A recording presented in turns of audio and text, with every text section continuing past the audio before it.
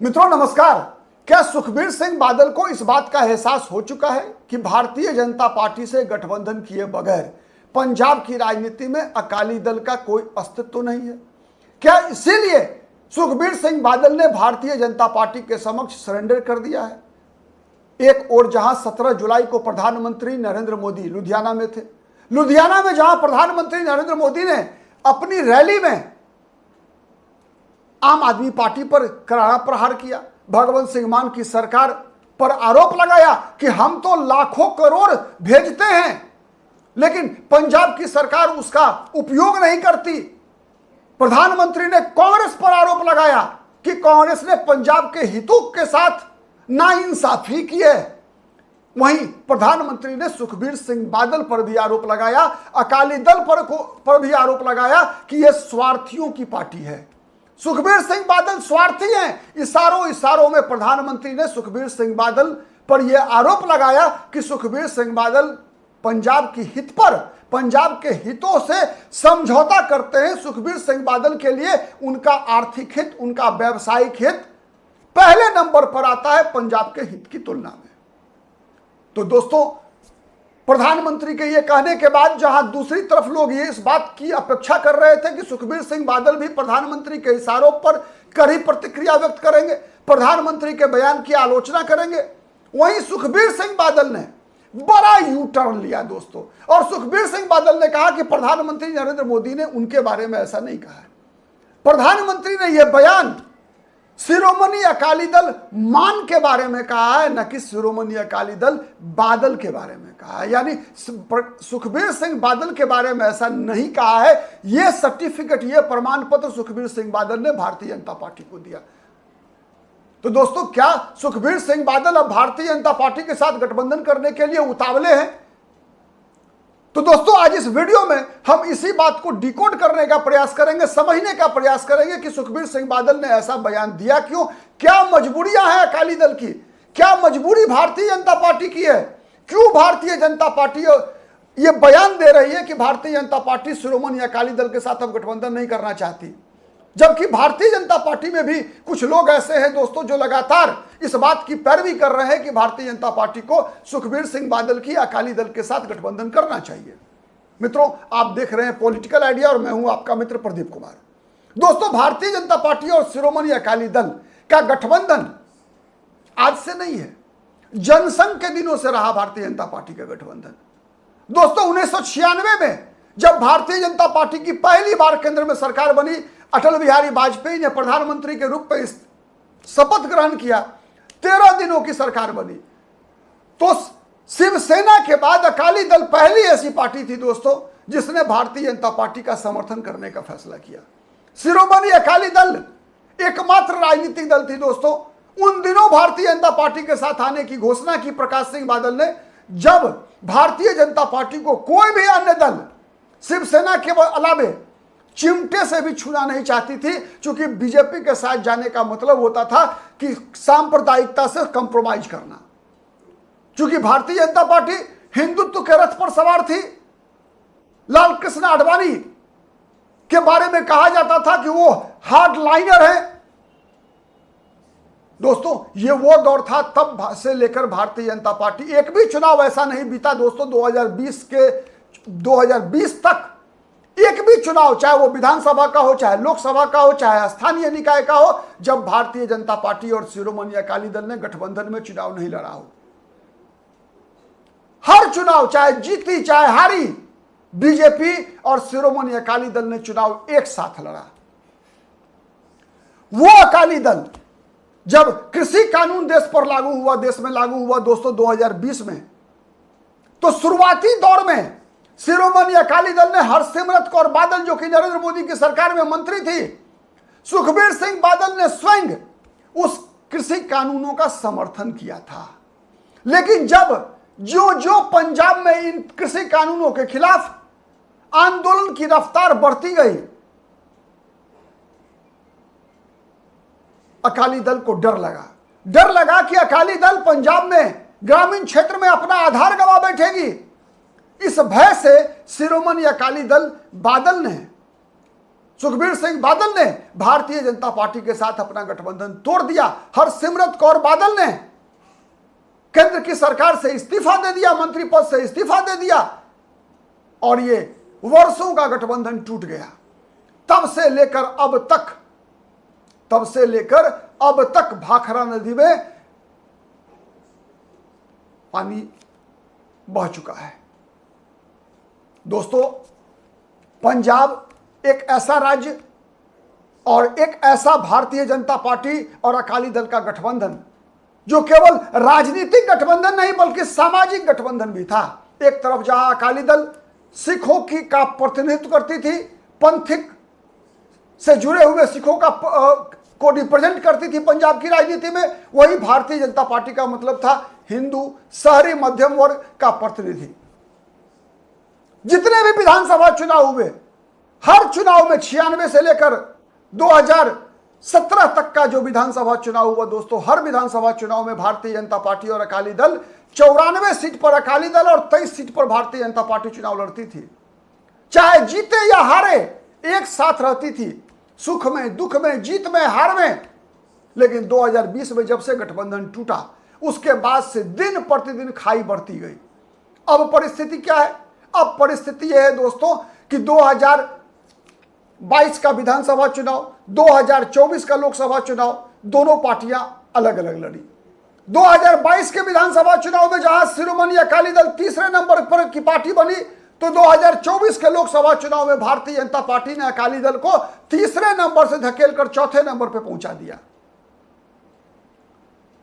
परिणाम क्या हुआ? भारतीय जनता पार्टी के अंदर भी एक आत्मविश्वास आया कि भारतीय जनता पार्टी आने वाले दिनों में पंजाब में भी अपने बलबूते पर सरकार बना सकती है। इसीलिए भारतीय जनता पार्टी ने अपना चेहरा बदलने का प्रयास किया। न केवल भारतीय जनता पार्टी ने पंजाब में अपना चाल बदला, बल्कि चरित्र और चेहरा भी बदलने का प्रयास किया। वो भारतीय जनता पार्टी जो पंजाब में केवल हिंदुओं की पार्टी मानी जाती थी, अब पंजाब में भारतीय जनता पार्टी खुद को पंजाब की पार्टी के रूप में लगातार विकसित करने का प्रयास कर रही है। और इसी क्रम में रवनीत सिंह बिट्टू, केवल सिंह ढिल्लो, बीच में कैप्टन अमरिंदर सिंह जैसे लोग बीजेपी में आते गए। आज भी भारतीय जनता पार्टी का 2027 के विधानसभा चुनाव के लिए भी भारतीय जनता पार्टी ने जहां एक तरफ केवल सिंह ढिल्लो को प्रदेश अध्यक्ष बनाया है, मालवा क्षेत्र से आते हैं, वही रवनीत सिंह बिट्टू को भारतीय जनता पार्टी पंजाब में इशारा कर रही है। स्पष्ट घोषणा नहीं हुई है, लेकिन एक इशारा है भारतीय जनता पार्टी की तरफ से कि सरदार बेअंत सिंह के पौत्र, केंद्र में वर्तमान में रेल राज्य मंत्री सरदार रवनीत सिंह बिट्टू को भारतीय जनता पार्टी मुख्यमंत्री का उम्मीदवार भी बना सकती है। वहीं दूसरी तरफ भारतीय जनता पार्टी पंजाब में 34% दलितों को साधने के लिए जोर शोर से प्रयास कर रही है। रविदास जयंती हो, फरवरी महीने में 1 फरवरी को प्रधानमंत्री ने पंजाब का दौरा किया। डेरा सचखंड बल्लान प्रधानमंत्री पहुंचे, वहां संत निरंजन दास का सम्मान किया। संत निरंजन दास को केंद्र सरकार ने पद्मश्री से सम्मानित किया। अब फिर प्रधानमंत्री 17 जुलाई को जालंधर के दौरे पर पहुंचे, तो जहां पिछले दौरे में प्रधानमंत्री ने आनंदपुर एयरपोर्ट का नाम बदलकर गुरु रविदास एयरपोर्ट किया था, गुरु रविदास महाराज एयरपोर्ट नामकरण के आदमपुर एयरपोर्ट का नाम बदलना था दोस्तों। वही 17 जुलाई को जालंधर में प्रधानमंत्री ने जालंधर और बनारस के बीच एक्सप्रेस ट्रेन को हरी झंडी दिखाई उद्घाटन किया और उस ट्रेन का नाम भी गुरु रविदास महाराज एक्सप्रेस रखा। वाराणसी प्रधानमंत्री का संसदीय सीट है। तो भारतीय जनता पार्टी अपने बलबूते पर पंजाब की पार्टी बनने का लगातार प्रयास कर रही है। जहां तक गठबंधन का सवाल है, बीजेपी में दो तरह के लोग हैं दोस्तों। एक तरफ जो पुराने भाजपाई हैं, उनका मानना है कि शिरोमणि अकाली दल अब प्रकाश सिंह बादल की अकाली दल नहीं है, यह सुखबीर सिंह बादल की अकाली दल है। सुखबीर सिंह बादल के खिलाफ पंजाब में सिखों में आक्रोश है। सुखबीर सिंह बादल के लिए राजनीति प्राथमिकता कम, उनका व्यावसायिक हित प्राथमिकता ज्यादा है। अपने व्यावसायिक गतिविधियों पर सुखबीर सिंह बादल ज्यादा फोकस करते हैं। वही दूसरा गुट है भारतीय जनता पार्टी का। वो मानता है, जिसमें कांग्रेस से आए हुए लोग हैं, चाहे वो सुनील जाखड़ हो, चाहे कैप्टन अमरिंदर सिंह हो, चाहे भारतीय जनता पार्टी के प्रदेश अध्यक्ष बने केवल सिंह ढिल्लों हो, ऐसे लोगों का मानना है कि भारतीय जनता पार्टी यदि आम आदमी पार्टी को सत्ता से बाहर करके खुद सत्ता में आना चाहती है तो भारतीय जनता पार्टी को अकाली दल के साथ गठबंधन करना चाहिए। और यही एहसास शायद सुखबीर सिंह बादल को भी है। सुखबीर सिंह बादल को भी इस बात का एहसास है कि अब अकाली दल भारतीय जनता पार्टी के बगैर पंजाब की सत्ता में वापसी नहीं कर सकती है। पिछला विधानसभा चुनाव 2020 में अकाली दल ने बहुजन समाज पार्टी के साथ गठबंधन करके लड़ा था। इस बार भी जो परिस्थिति है दोस्तों कि यदि अकाली दल का बीजेपी के साथ गठबंधन नहीं हुआ तो अकाली दल तीसरे नंबर की पार्टी भी बनी रह पाएगी या नहीं रह पाएगी, इस बात में बड़ा संदेह है। क्योंकि मुख्य मुकाबला वर्तमान परिस्थिति में देखें दोस्तों तो वहां पर आम आदमी पार्टी और कांग्रेस पार्टी के बीच होता हुआ दिख रहा है। भारतीय जनता पार्टी तीसरे नंबर की लड़ाई लड़ रही है कि किसी प्रकार से भारतीय जनता पार्टी, आम आदमी पार्टी कांग्रेस को पीछे छोड़ सके। लगातार भारतीय जनता पार्टी नए नए प्रयोग कर रही है। पंजाब में भारतीय जनता पार्टी कोशिश कर रही है कि हरियाणा में जैसे भारतीय जनता पार्टी ने जाट के खिलाफ गोलबंदी करके हरियाणा में सरकार बनाने में 2014 में कामयाब हुई थी, वैसे ही पंजाब में भी जट सिख के खिलाफ जो सेंटीमेंट है पंजाब के दलितों में, पंजाब के ओबीसी में, पंजाब के हिंदुओं में, उस भावना को उभार कर, क्योंकि सबको पता है कि पंजाब के 90% संसाधनों पर पंजाब के 25% जट सिखों का कब्जा है। वैसे ही जैसे हरियाणा में लगभग 28 से 30% जो जाट है उनका पंजाब हरियाणा के बड़े संसाधनों पर उनका कब्जा है। तो भारतीय जनता पार्टी लगातार पंजाब में दलित, ओबीसी, गैर जट सिख जो है उनको, हिंदू समुदाय, उनको अपने पाले में लाने का प्रयास कर रही है। इसीलिए और सबसे बड़ा पेच है दोस्तों, अगर बीजेपी और अकाली दल साथ आते हैं तो सीटों का बंटवारा का फॉर्मूला भी एक बड़ा पेच है। भारतीय जनता पार्टी जहां यह मानकर चल रही है अब कि भारतीय जनता पार्टी की ताकत 2017 की तुलना में बढ़ी है, बीजेपी ने बड़े प्रयास किए हैं, तो अब बीजेपी छोटा भाई की भूमिका में पंजाब में नहीं रहना चाहती। बीजेपी पुराने फॉर्मूले 94-23 के फॉर्मूले पर चुनाव नहीं लड़ सकती। बीजेपी चाहती है कि बराबर की हिस्सेदारी हो पंजाब में।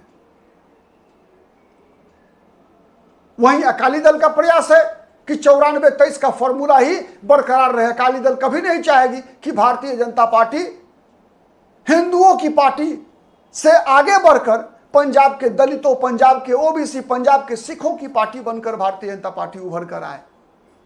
कभी नहीं चाहेगी अकाली दल। अब ये जो भारतीय जनता पार्टी और अकाली दल के बीच जो खाई है, वो खाई क्या अकाली दल, सुखबीर सिंह बादल और भारतीय जनता पार्टी का केंद्रीय नेतृत्व इस खाई को भरने में कामयाब होगा? इसी पर निर्भर करता है सुखबीर सिंह बादल की मंशा पूरी होगी या नहीं होगी, भारतीय जनता पार्टी के साथ अकाली दल का गठबंधन होगा या नहीं होगा। यह सब कुछ निर्भर करता है इसी सीटों के बंटवारे के फॉर्मूले पर। इसका गवाह तो केवल समय होगा।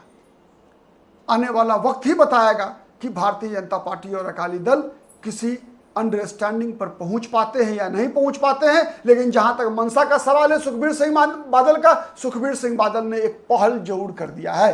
प्रधानमंत्री के आरोप लगाने के बावजूद जिस प्रकार की प्रतिक्रिया सुखबीर सिंह बादल ने व्यक्त की है, उससे इस बात का दावे के साथ कहा जा सकता है कि सुखबीर सिंह बादल अब उस बर्फ को पिघलाना चाहते हैं जो बीजेपी और अकाली दल के संबंधों के बीच में पड़ गई है।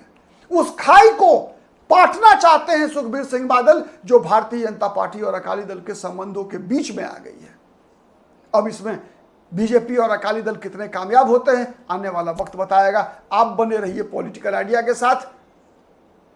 हमारा विश्लेषण पसंद आता है तो प्लीज लाइक कीजिए, शेयर कीजिए, जिससे कि अधिक से अधिक लोगों तक हमारी बातें पहुंचे। अब तक यदि पॉलिटिकल आइडिया को सब्सक्राइब नहीं किया है दोस्तों तो प्लीज सब्सक्राइब कीजिए। आज के लिए इतना ही, फिर मुलाकात होगी किसी अन्य मुद्दे पर। तब तक के लिए नमस्कार।